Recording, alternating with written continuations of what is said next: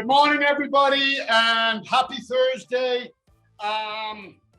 This week is just trucking along. It seems like only yesterday it was Wednesday. No, where does it go?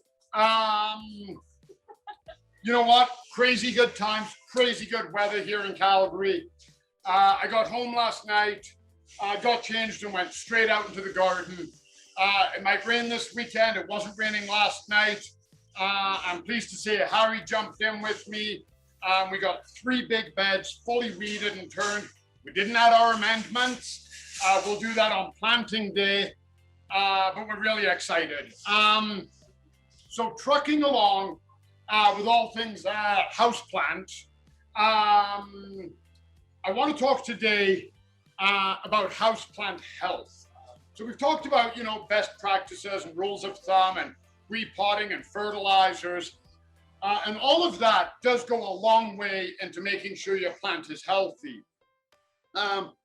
If your plant has the correct amount of water, the correct amount of sunlight, if it's getting fertilized to the correct recommendations regularly, it's going to be healthy, and that's good.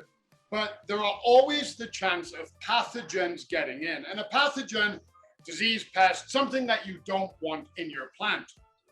And what can happen, I've seen it before on my plants. I don't know if you guys remember, I was talking about I had an orange tree until Jimmy killed it. I'm going to throw him under the bus every time I mention that orange tree. And we used to put it outside in the summer, and it loved it. It loved the heat. It loved the dry air. We had to water it a lot. The flowers attracted the pollinators like crazy, the fragrance and the color. We'd get oranges on it. But a couple of times when we brought it back in, late summer, early autumn, there'd be something that might sneak in with it. One year it was rust spot. And another year, and I don't know if that one was guilty of it, but we had mites. And we put out some other plants, so I can't say the orange tree I know the orange tree brought in the rust. So no matter how careful you are, if you accept a plant from a friend, if you put your plants outside, if you put your plants next to an open window, a pathogen can get in. Even if there's a screen, that screen is great at keeping out bugs, but it might not keep out a fungal spore, powdery mildew, rust, black spot, something like that can get in. And then in your house, a lot of times in a home, we don't have crazy air circulation. We open some windows so that the air moves around, but it's not like outside where the wind's hitting it and blowing it. So those fungal spores can settle. And if we overwater, we're creating a moist, warm breeding ground. So through no fault of yours, you can get these pests in. So I thought I'd talk about some of the big ones. And one of the biggest ones we get are Fungusgnats.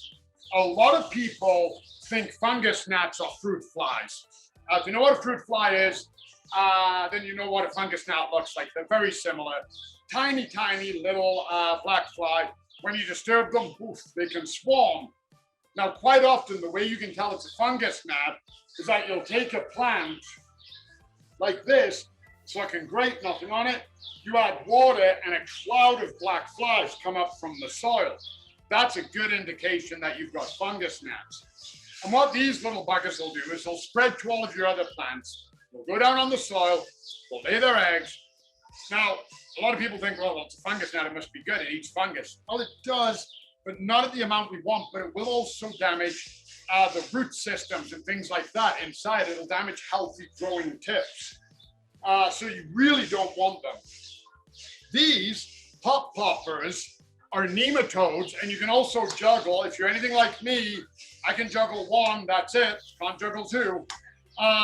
These are nematodes. Looks like a tea bag. You put it on the soil, you water it, they come alive, they go into the soil, they eat the eggs. Then you put sticky sticks out, put them in your plants, and they'll stick to this, the adults, so they can't get to the soil and lay eggs. I had a Fungusgnat infestation. I inherited a plant Loved it. Didn't know it had Fungusgnats. Went through my entire house. Jenny's office was spared because we kept the door closed the moment we realized. Everywhere else got them. It took a bit of work, but now we don't have any. So these treatments work. Another common one we get are aphids and mites. An insecticidal soap or end-all. These will work great. The insecticidal soap too is omri. So if you're growing vegetables or fruits, you can use this and your product is still considered organic. If that's important, and I know it is important to a lot of you. And these work great. Really harmless, really benign, not great for bugs. There is an odor. I don't find it particularly bad. If you don't like it, spray your plants outside. Don't do it in full sun. You can get sunburn on the leaf. Shady area, nice and warm, spray them outside. When it's dry, bring them back in. When you do it though, this isn't a residual, it's a contact. So when you do it, make sure you're spraying everywhere, under the leaf, into the leaf joints, everywhere to get them.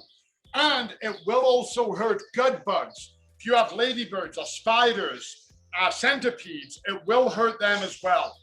So be careful, but these are amazing. They're amazing products. I've used them my entire horticultural career. I love them both. Another one you can use if it gets really bad is this one. And this is a multi-insect insecticide, and you can fumigate the plants. Recommend doing this one in a garage or outdoors. It is a aerosol, it is a spray. And then mealybugs. Mealybugs is a very common one we get. Now, mealybugs, they can be a real pest. You think you've got them all, and you've missed a couple of tiny eggs, and they come back. You can get them. I had a coffee plant, like this, coffee plant, and I got a coffee over there. Win-win. My coffee plant got mealybug all at the very tip. What I ended up doing is I did a combination. I did end-all, but I also did rubbing alcohol and Q-tips.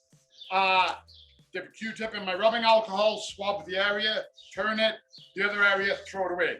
Do not dab here and then dab down here, simply because if you haven't killed it, you can transfer it. So again, what I said at the beginning, that cleanliness thing.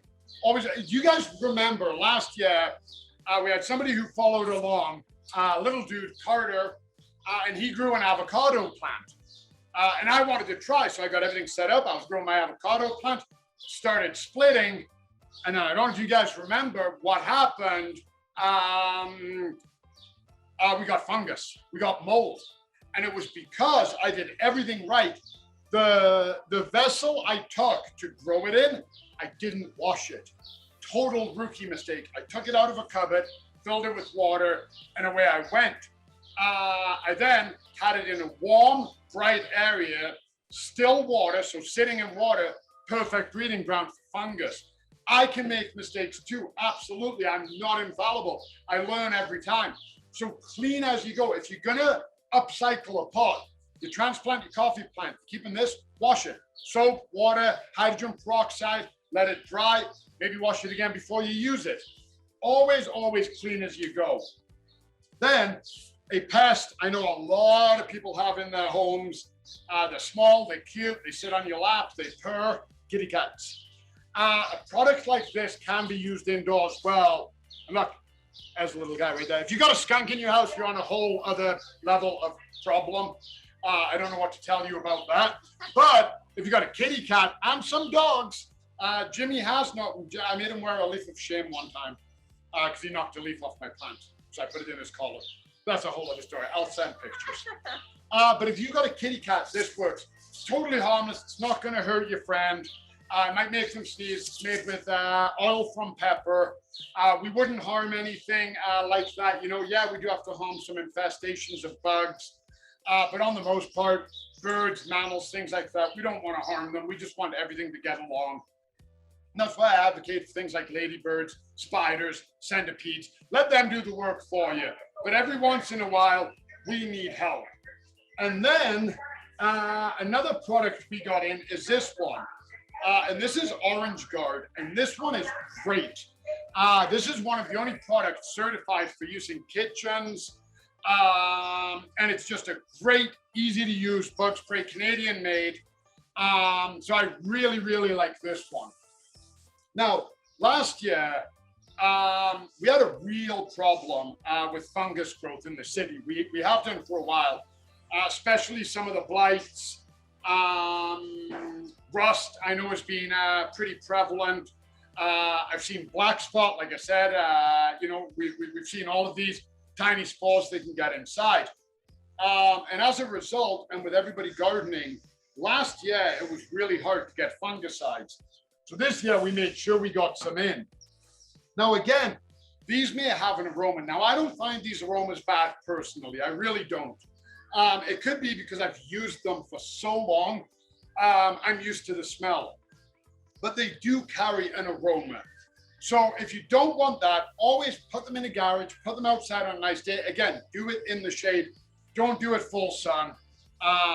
You can end up getting sunburn.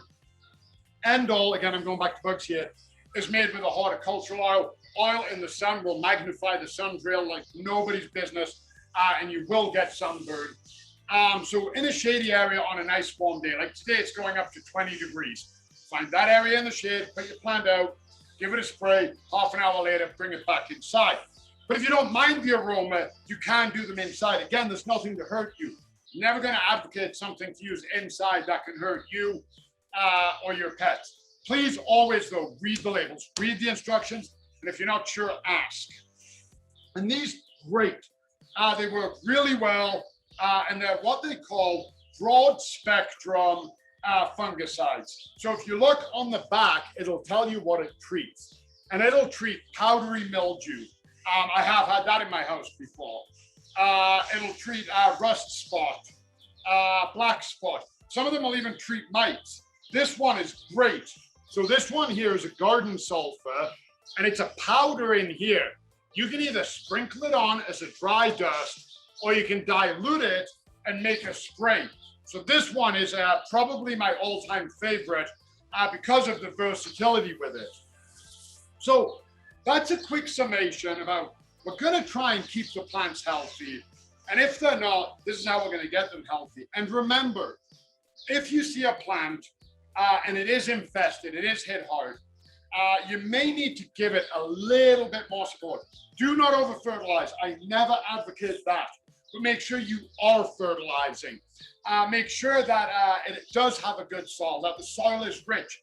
Maybe use a worm cast extract to get some micronutrients back into the soil. And make sure you water it properly. Don't let it dry out. Don't overwater it. This plant is going to need all the support it can get in order to be naturally healthy to fight off the infestation. So that wraps us up. As always, you want me to go further on something? As you can tell, we could always go deeper. 15 minutes is not enough time, but that's what we got. So you want to know something, let us know, because tomorrow is Hawaiian shirt Q&A, Hawaiian shirt Friday Q&A, everything rhymes. And we love answering your questions. We love giving shout outs. We love saying hello. And I love wearing Hawaiian shirts, so it's a win-win day. Enjoy the day if you're in Calgary. Wherever you are, enjoy your day. If it's a rainy day, well, hey, we need that rain to make the plants grow so we can live with it. Take care, stay safe, and we'll see you all tomorrow. Okay, bye everyone.